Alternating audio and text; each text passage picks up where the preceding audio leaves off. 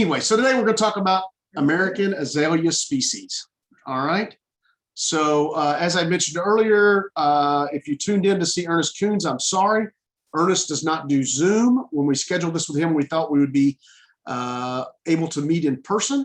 So we will have Ernest again in the future. But I'm filling in for Ernest today on the same topic.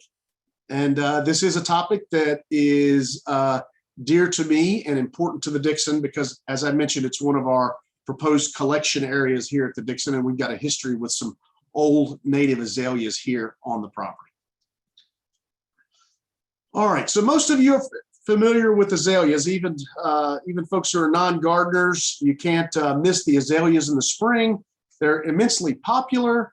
They're most of the azaleas that you see in the landscape that you're familiar with. Most of them are evergreen. Most of them are from Asia, and most of them have been heavily hybridized and selected for. Very few of them are species azaleas, which would be the plant that grows in the wild. The azaleas that we're talking about today are all species azaleas. There are some hybridization does occur, and we'll talk a little bit about hybridization, but for the most part, they're as they grow in the wild. And if there is any modification, it's Mother Nature and not man that has modified these flowers. I think there's a lot of natural hybrids that occur. Anyway, but as you can see with the dogwoods and the azaleas, it's just the riot of spring color that heralds spring for us here in the Mid-South. And the Dixon certainly has a fair number of azaleas. I don't know how many of you know that botanically, azaleas are classified both botanically and horticulturally, taxonomically, they are classified as rhododendrons. Okay, so rhododendrons, as many of you are familiar with, they don't grow so well here. We do have some really nice rhododendrons that are very large behind the Hughes Pavilion here at the Dixon, and they're very old and they've been persisting for a while. If you want to try your hand at growing rhododendrons in the Mid-South, true rhododendrons, which we'll talk about the difference in just a minute, stick to one called Roseum elegans.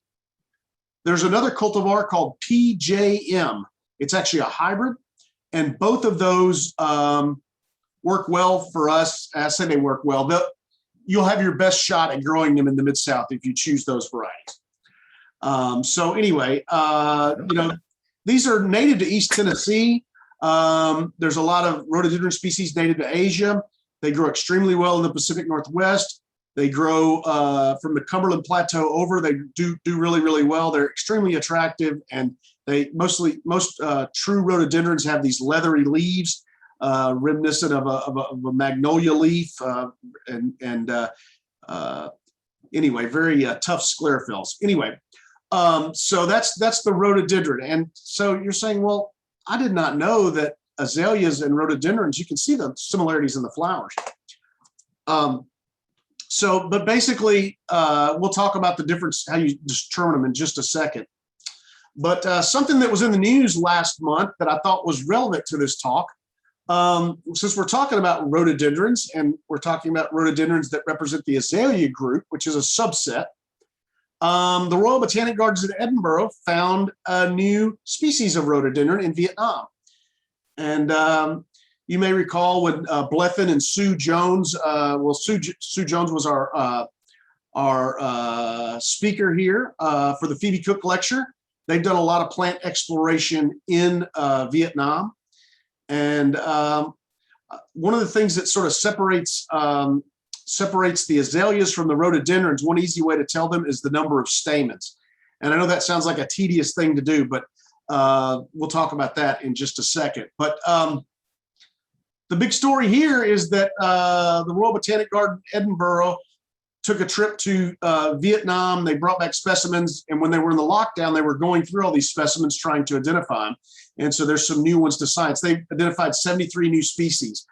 And, public gardens are often seen of as a backdrop for a beautiful setting and, a place for respite and regeneration. But there's some serious stuff that goes on at public gardens as well, like at the Royal Botanic Gardens, Edinburgh. So how do you tell a rhododendron from an azalea? Okay, this is actually a native azalea. This is what we're gonna look at.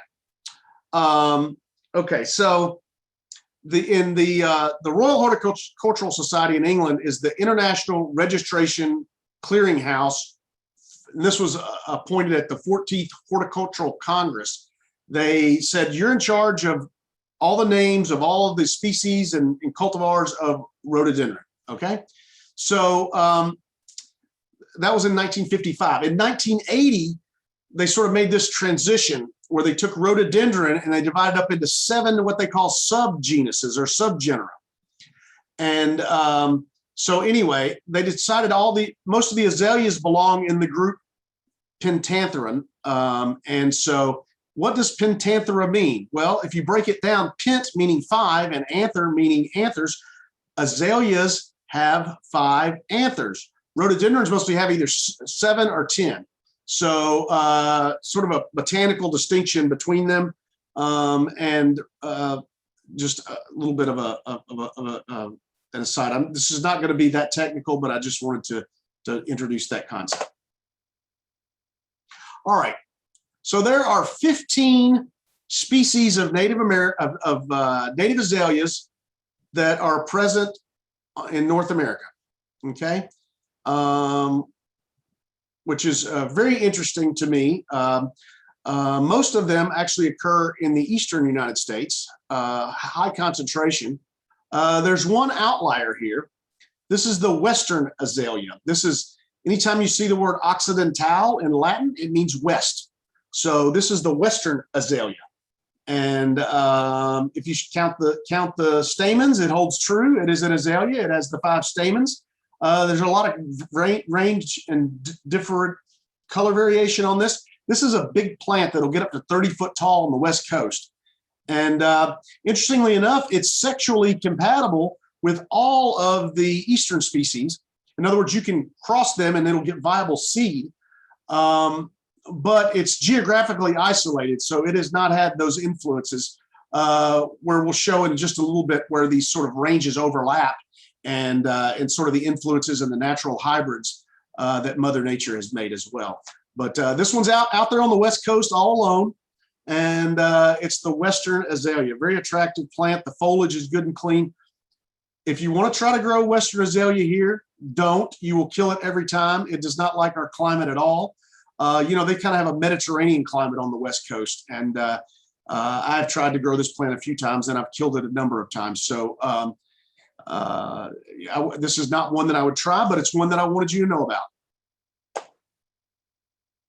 All right, so I said all of them were in the section Pentanthera, and there's a subsection called Rhodora. And the next 2 species I'm going to talk about are very different. You can see by the way they look, they're 2 pink flowered forms.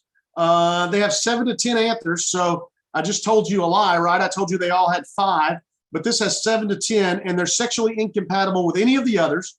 And there's 2 species and they also are not fragrant. So we're going to talk about these 2 sort of outliers as well. First of all, we talked about a geographic outlier. Now we're talking about sort of a genetic outlier, if you will. All right, this is Rhododendron canadense, or Rhodora. And notice it's kind of a geographic outlier too. It's up in the Northeast for sure. But if you look at the flower shape, I've never seen this plant, but if you look at the flower shape, it's much more like an azalea, like the azaleas that we talked about earlier, the evergreen azaleas. And the way they've organized it taxonomically, that is very true. So this is, and it's not fragrant. It's more of a medium-sized shrub as well. And then this is Vasii, and Vasii is actually native to a small little region, just sort of paralleling the eastern edge of Tennessee. But again, notice how wide these flowers are. If you look at this flower over here, that could be an azalea flower, but these are deciduous, not evergreen, right? So they lose their leaves. So this looks very much like an azalea flower. And again, the anther's different, and it's kind of a little bit of a taxonomic and genetic outlier. So anyway, now that we've gotten those out of the way, let's move on to some of the other species. We've got, like I said, 15 species We've just eliminated 2 of them. So we are 2 that are sort of outliers, and then we eliminated 1 on the West Coast. So if my math's correct, that leaves us with about 12 native azaleas. There's more of the pink shell. But I mean, that really shows a good example of how those look like the azaleas, except for the heads are born in those trusses.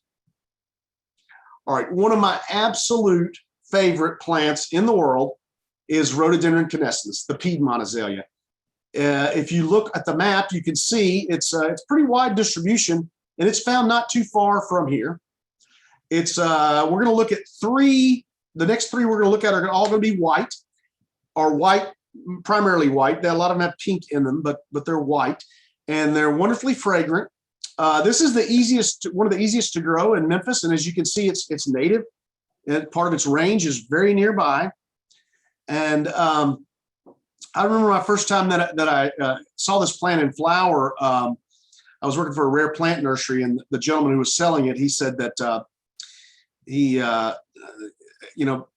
really, it's, you really should never dig plants out of the wild, and we don't want to do that because they're special and all that. But years ago, Mr. Casel was 80 years old in the 80s whenever I was chatting with him, and he was telling this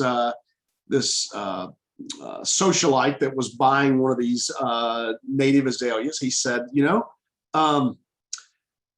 can dig them yourself. He said, really it's frowned upon now, but he said if you go out into the river bottoms and you know where some are located and you want to look around, he said, but you want to make sure you honk your horn a couple times because you want to alert the moonshiners that you're coming. So anyway, I thought that was a funny story, and it sort of talks about the location that these things grow in the past. But anyway, this is the Piedmont Azalea. I can almost smell it just by looking at it. This is a picture taken here at the Dixon, and it is really, really wonderful. You can see the elongated stamens, and if you want to count them, I'm sure there's 5, and blooming in March and into April. Just a fabulous plant. Here's maybe a less floriferous form that seems to bloom a little later when the leaves are out. This is one that typically blooms before it leaves out. All right, I said we were going to talk about several whites. Here's another white.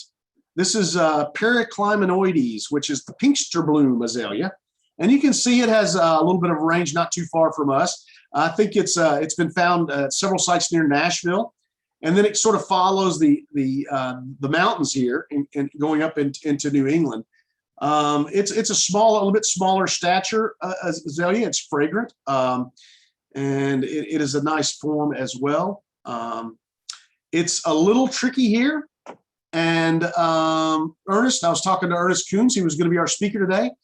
And he said, if I were going to try this, I would look at some of these disjunct populations that are here and here, because they might tolerate our heat and poor soils a little better. So anyway, but I do know it grows in Nashville, and maybe we should seek out some of these other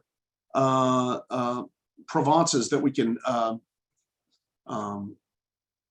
source this from. But anyway, a very attractive plant. I like sometimes it'll even have these reddish stamens. All right. So where do we go? Okay, that's the Periclymenoides. Another fragrant white is Pronophyllum, which is the rose shell azalea. And it blooms a little later. It has a wide range. A lot of it depends on elevation too. And it's from April through June. But the important thing I want you to notice about this plant is it goes up into New England, but there's this disjunct population over here. If we try to plant ones from this location in our gardens, you won't be successful with them. But if you look over here to Missouri and Arkansas, these are the ones that we want. We want these from this locale. And so knowing where they came from is going to help you select if you want to try to round out your collection like we want to do here at the Dixon. So this is the rose shell azalea, another fragrant white, less likely to have the red stamens. Blooms a little later, blooms after the foliage is on. So anyway, again, look for these forms. This shows the distribution of it, and you can see there's this disjunct population over here, and that's the ones to look for. All right, here's a good southern form that'll work really well for us. It's, a characteristic of it is this yellow blotch. This yellow blotch on the flower is going to be the telltale sign. There's others with blotches, but it's a good indication that you may be dealing with Alabama mints. It's a white form. It blooms about the time the leaves emerge, a little bit later. It's maybe mid-April to end of May, depending on where it is in the elevation. But you can see it's pretty heavily distributed all throughout Alabama, and we finished. We're looking at some more fragrant whites here, and this one is not so common, but it's pretty widespread. It's got a lot of distribution is fairly widespread, but it's not as common as some of the others. All right, let's talk about one that you can't grow here. Don't you just love that? Love talking about plants we can't grow. This is one, we might try some of these from the populations down here of some seed collected from southern Georgia and see how they do. But to date, this has not been a good one for us. This is the coastal azalea, and the name is very aptly named. It grows along the coast, big in South Carolina. This is sort of a twiggy thing. April to May bloom times. Ernest Kuhn says we ought to be able to grow the southern strain of this, but I don't know. Anyway, it's another unique characteristic about this plant is it spreads by underground stems. So it sort of spreads by runners, if you will, to make these stolons, which would be appropriate along the coast where you're trying to hold the coastline and that sort of thing. So kind of an ecological niche that this fills, but nonetheless very attractive. Again, the sweet azalea is one that we should look for these lower, more southern populations to see if we can do. The telltale sign on this one is those red stamens and anthers. You always know you're dealing with the sweet azalea when you see that. Long, tubular, clean white flowers. It's native to fast-moving streams from Alabama, and if you notice, it goes all the way up into Pennsylvania. It's also called the smooth azalea. And when you crush the leaves on this one, they're fragrant. It is a wonderful plant. Really not the best suited for us, but maybe we should try some of these southern strains down here. Some of these populations, maybe we could do something with that. But anyway, all right. This is probably the most widespread of all of the rhododendrons. This is a white called Viscosum. And it never has the red. It always has the white pistil and stamens. It's generally fragrant, but viscose. The term viscous means sticky. And if you look here, it has these hairs. And at the end of those hairs, it has this little sticky glob at the end of the hairs. And that's why it's called Rhododendron Viscosum. It's also called swamp azalea, which indicates that it would probably really like our heavy clay soils here. And in fact, it does. But historically, there were two forms of this. There was the upland form and the lowland form. And then of recent, there was a plant called the hummock sweet native azalea, which is this one, Rhododendron Seriolatum, the hammock sweet azalea. And the botanist decided that the Texas azalea, which is the oblongifolium, the dwarf azalea, Rhododendron Chorii, they're all lumped under Viscosum now. So they've sort of lumped all these together along with Seriolatum. And so that's one of the reasons this group is so big. But in talking to Ernest, he says that this plant has these dark green leaves and has some horticultural attributes. He does not think that it should be lumped with the Viscosum. And right now, the way it's listed is Rhododendron Viscosum variety Seriolatum. So, but from a gardener's perspective, this is unique enough that it should be separated out, is Ernest's point. All right, the absolute easiest to grow of all of the native azaleas. These pictures were taken at the Dixon. We have one to the entrance to our woodland garden. We have one across a bridge in the woodland garden. It is so spicy, fragrant. It's one of the best. It gets to about 15 feet tall. If you notice, most of it's found along the coast here with a few populations spilling out. It's found in these 3 states, growing natively, the 3 states that stack under Tennessee. Easy one to grow. There's a lot of variation in color. Some are to orange, some are more yellow. And there's a river called the Escambia River. I think I'm saying that right, the Escambia River. And apparently there's so many when they're in bloom, people take boat rides down this river to look at the different selections and the variations in color and stuff. And there have been a lot of introductions of natural hybrids that have occurred from along that Escambia River. So that's sort of the epicenter if you're into the Florida flame native azalea. So again, this area down in the southern part of the state. So Austrinum, which if you think about it, Austrinum, Australia, it means far south. So giving you a little sense of the direction and where it's located. This one is a dud for us, not a really good grower, but it's actually very little known about it. It's Rhododendron Flameum, the Oconee Azalea, and it's named for the Oconee River. Anyway, it's orangish in color, April to late May bloom. A lot of variation in the blooms, but it's one of those orange ones. It's kind of limited in its range, and an interesting plant. The one that's associated with the Smoky Mountains is this Candulaceum, and this is the flame azalea, another orange, really, really attractive. A lot of variation. I'm going to show you some of that in just a minute. This flame azalea is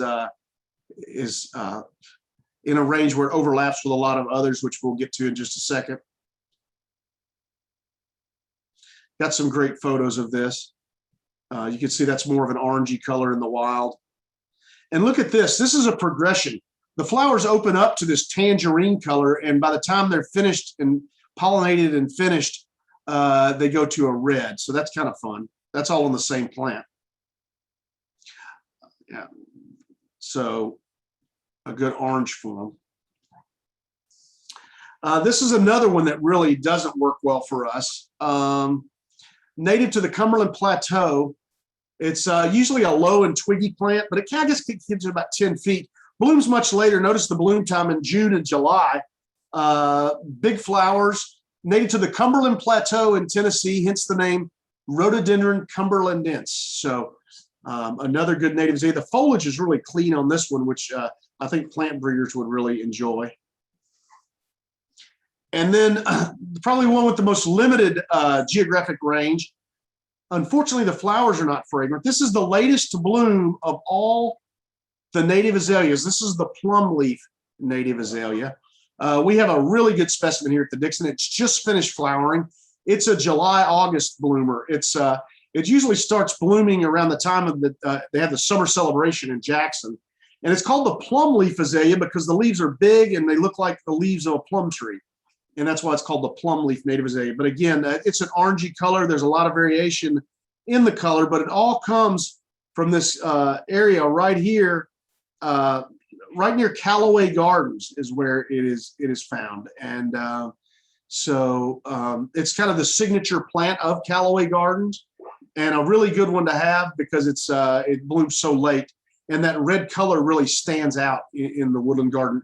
It's maybe 10 to 15 feet tall for an old specimen. We have some really old ones here. So Rhododendron prunifolium, the plum leaf native azalea.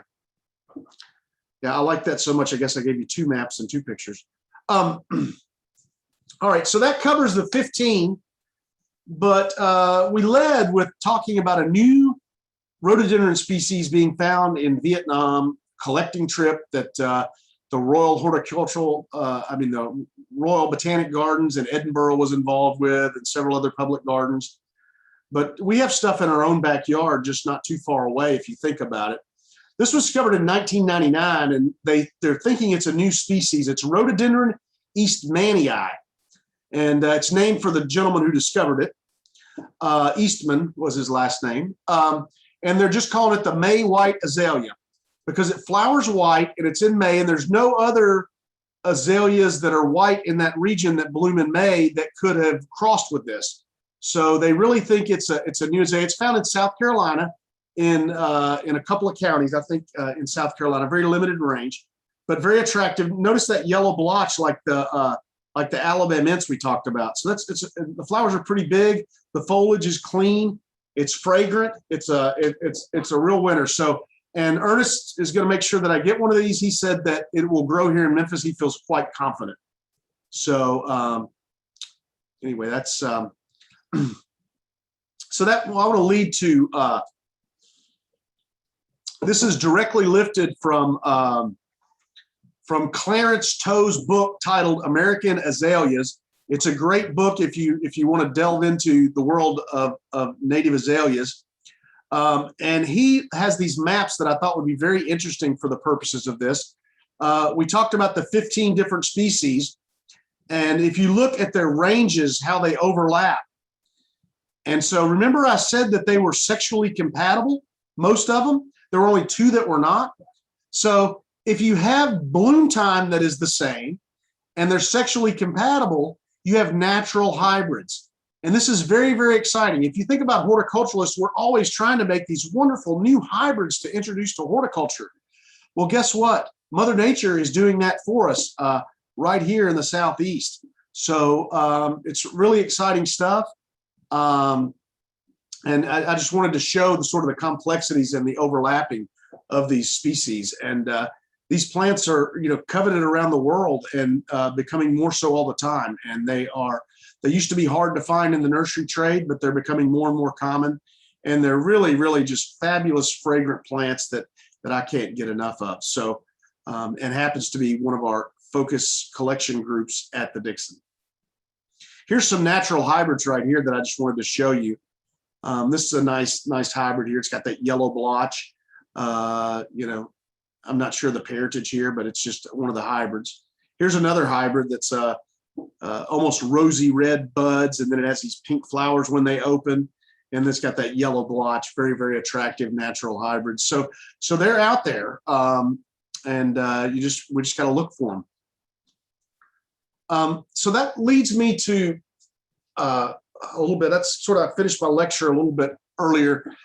Because we only talked about 15 plants, and I usually try to cram about 75 plants into a lecture. So lucky you, we only went over 15 today. But I hope that got you excited about native azaleas. But the main thing that I'm really wanting to take home is that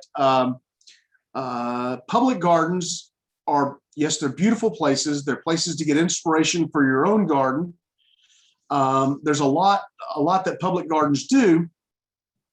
But, there is a scientific leg to public gardens, and there's a service that they're providing by being repositories for living plant species. And so another area of, this is my soapbox about living collections, which is something that we really need to double down on over here at the Dixon. And I think it's important as an institution to do this. This is a boxwood. This is Varner Valley from the Balkans. It's a blue-green form that's very, very attractive. We have another focus group that we have are boxwood. We have camellias, and there's several others, ferns. We're looking at some of those to be collection, serious about our collections with, and maybe someday be actual collection holders of some of these things. But anyway, this is Varner Valley, and I love it because it's wider than tall, nice blue-green foliage. Boxwoods are kind of the aristocrats of the shrubs. And here's the original Varner Valley. This is with Dr. Michael Dosman. He is at the Arnold Arboretum with Harvard. And this is the original Varner Valley specimen that was brought back by the director of the garden, Sargent, years ago, and this is the original plant growing and thriving and in that living repository for living plant germplasm. So kind of a neat thing. We can go back to the source if we ever need to. And we may need to, because, you never know. Things come along like boxwood blight, and we need new genetics that can resist boxwood blight. And that's the latest thing, is coming up with boxwoods that are not susceptible to this boxwood blight. and then now there's gypsy moths. So there's a lot of things that are trying to do in the boxwoods, and so the boxwood are special to the Dixon, and we want to keep that tradition around. But the little known fact about boxwood that if you've seen my boxwood lecture, you'll know this, but the world epicenter for boxwood diversity, there's as many species of boxwood as there are Native American azaleas growing on the Cuban islands. And I know that surprises some people. Don't know if they're hardy. There's not a lot of work been done with it. I know the Dutch and the Germans have collected some germplasm there, but there's areas on the ends of Cuba that have these boxwood species. I've got a book that's in Spanish that it's very scientific and heady, and it is on the boxwood of the Cuban islands. So hopefully someday we'll be able to collaborate with some of the gardens in Cuba, or maybe some other public gardens, and get down there and collect some seed and bring it back, and let's try to grow it and see if we can't benefit from it and just learn about it. And you know, a hurricane event or something could, potential storm could wipe out a whole species, and having it somewhere else would be a good thing to do. So I mentioned camellias. In the past 20 years, Longwood Gardens was trying to find Camellia Japonica. We're at the northernmost range of the Japanese camellias in Tennessee, and that's one of the things we want to really enhance our collection of. And so in the Longwood Gardens went to Korea, and they went to the high elevations in Korea looking for plants that could withstand the cold. And this was one that was collected, I forget at how many thousand feet, but it was higher elevation Camellia Japonica that was a nice red. And I think they call it Korean fire. And the blooms are small, but if you think about it, it can be used in breeding programs with some of the larger, more blousier flowers.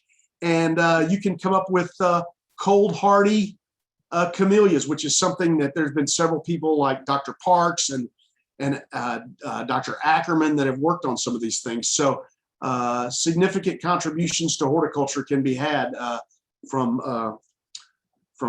living collections. And you know, but the collections that we have at the Dixon, we want to make sure that they fit who we are at the Dixon. And you say, well, camellias, why are we looking at camellias? Well, there's a historical significance. This is the Camellia House. We used to have a large collection of camellias that were in pots. A lot of them were not hardy. And this was the Camellia House it's a lath house that would be covered in plastic in the winter to give it a few degrees of hardiness. And this was in the area where the Memphis Garden Club cutting garden is today. So anyway, so we have a history with boxwood. We have a history with azaleas and native azaleas, and we also have a history with camellias. So these are good things that fit right in with what our collection should be. And in the future, we hope to double down and spend more effort and energy in collecting and assembling and interpreting these living collections at the Dixon. And camellias sure are wonderful. And here's if you drink tea, this is the tea camellia, Camellia sinensis, where green and black tea comes from. So I think I have two more slides. If y'all bear with me for just a couple of minutes. Talk about one more garden success story. John Bartram was the botanist for the king, and he botanized all over America. And Carl Linnaeus said he was the greatest natural botanist in the world. So he was over here collecting plants for the king, and he discovered this plant in Georgia along the Altamaha River. I may be saying that wrong, but this is named for Benjamin Franklin. It's called Franklinia. The plant no longer exists in the wild. If you see this plant in the nursery tray, it all came from plants that were planted in Philadelphia by John Bartram, and so that's where all the germplasm comes from. Now, are we going to be able to repopulate along the riverbanks in Georgia with this? probably not, but we saved something from total extinction. So that's just an example of how public gardens can be repositories. And it may not seem significant now, but many years down the road, these things can have huge significance. Here's the Franklinia, another one that's difficult to grow here in Memphis. Anyway, so with that, stop sharing there. All right, I hope you're all still awake, and I hope you found that interesting. It was hope it wasn't too heady and scientific, but it really gave me an opportunity to sort of dig into this group of plants that I'm fascinated with and very excited about. As I was telling somebody the other day, I've kind of recently become interested in trout fishing, and I said trout don't live in ugly places. Well, the nice thing about these native azaleas is they don't live in ugly places either. So getting out and exploring and seeing some of these is going to be the highlight, hopefully, of my next few years here at the Dixon. All right, let's see. Do we have any questions? Okay. Here we go. Let's see if I can read the chat here. Can you talk about how native azaleas should be planted here in Memphis? The canescens and the ostrinum, which is the Florida flame, and the canescens is the Piedmont. Those two azaleas are pretty adaptable, pretty easy. None of them grow really, really fast. One of the things we've learned from Ernest Coons is that you need to put them in more sun than you think. Yes, they'll tolerate the shade, but if you want all those beautiful blooms, get them in more sun. And so, maybe not hot baking afternoon sun, but give them half a day of morning sun, and I think you'll be rewarded with more flowers. They're notoriously slow, but I think they're faster than you think, especially if you give them more sunlight, give them real rich soil. I would amend the soil with lots of organic material. They're azaleas, so they like acidic soil. So our soils in Memphis will be fine. Just improve the drainage, add some organic material, plant them a few inches high, mulch around them with pine straw or pine bark mulch, and you should do just fine with them. Remember, both of those can get 8 to 10 feet tall, maybe even 15 feet tall. So think about that when you plant them as well. But delightfully fragrant, great plants. All right, now let's see. What else do we have? The question is, did the Dixons build the Camellia house? Do you know when it came down? I need to do a little bit more history on that, but I know that there used to be a men's Camellia club here in Memphis, and I know that the cold winters of the 80s sort of put a damper on that club, and I think a lot of people lost a lot of camellias. But I do know that Hugo Dixon planted 2 camellias. I think one is Professor Sargent, and I think the other is Debutante, and those grace our formal gardens. And I know there were other camellias that had been planted. But to answer your question about did the Dixons build it? No, I believe it was built after the Dixons, but I'm not 100% sure. I need to find that out. But I know it was a popular thing at the time because a lot of the camellias are hardier further south. And like I said, we're at the northernmost range of the camellia belt. So, all right, let's see if there's any more here.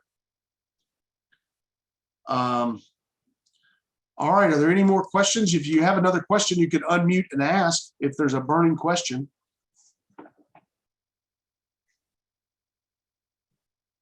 Well, I will be very, very happy when we get back to our normal format, but unfortunately, we just really don't know when that's going to be. So,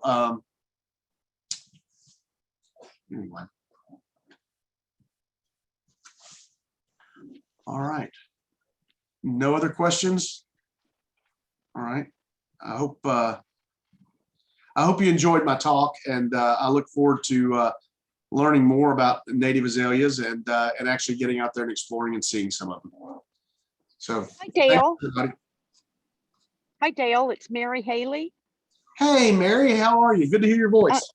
Thank you. As you know, I live in New England in the summer, and the boxwood blight is so bad up here. Is there anything you can do besides spraying to help that? You Yeah. mentioned that, so, Well, clean up underneath them. Okay. Rake out everything and bag it and discard it or burn it. Okay. okay, And then the other thing you want to do, you can hit them with fungicides, but who wants to hit something with a fungicide all the time? There's also management tools. They discovered that if you put mulch down, the little spores are splashed by water. And if you put mulch down, the mulch actually helps to keep the splashing from occurring. And when it splashes, the spores splash up on the leaves. So it's the Okay. lower leaves that are getting splashed upon. So Okay. Right. prune them so they get good air circulation, keep them healthy. Really, the blight's going to spread when the cool conditions of the spring and the heat of the summer, it should kind of chill out a little bit. But a lot of people are doing sort of prophylactic sprays of fungicides just to be on the safe side.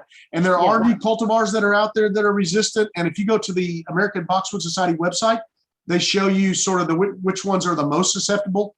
And those are kind of the canaries in the coal mine, so to speak. They tell you when you have that infection. So anyway, fortunately, it hasn't hit Memphis very hard. Okay. There's a new pest too that we're monitoring for here at the Dixon. It's called the boxwood moth, and that's come in from Canada on shipments of plants. So it's an interesting time for boxwood for sure. But I love them, and there's so much a part of so many landscapes. I would hate to lose them. Yeah. Thank you. Mm-hmm. Dale, I have a question. Okay, Virginia, how are you doing? I bought a chocolate drop azalea. Have you ever heard of it? It says it's a selection of Piedmont Azalea. Yes, it is a selection. It's a selection of canescens, and I planted. I think it'll grow. I planted one right outside my office, the steps of my office. I have planted one. So its claim to fame is that the foliage is sort of this dark chocolate. And I think Ernest Coons actually selected that one. And we had one left over at the plant sale. All the native azaleas went. And so I was left with just a few plants that maybe didn't look their best. And that was one of them. And so I planted it. It was just small and not as big. And so I think it didn't sell, or maybe it was hidden in the back, or maybe someone tucked it away and decided not to buy it at the end. I don't know, but we had one left over, so I immediately planted it right outside my office. So we will see how chocolate drop does. The fact that it's a canescens means that it will probably do well here. Yeah. Well, I bought it on sale, and it's just as a flyer. And I thought, well, I'm going to give it a shot, but I'm glad to hear it should grow. Thanks. Mm-hmm.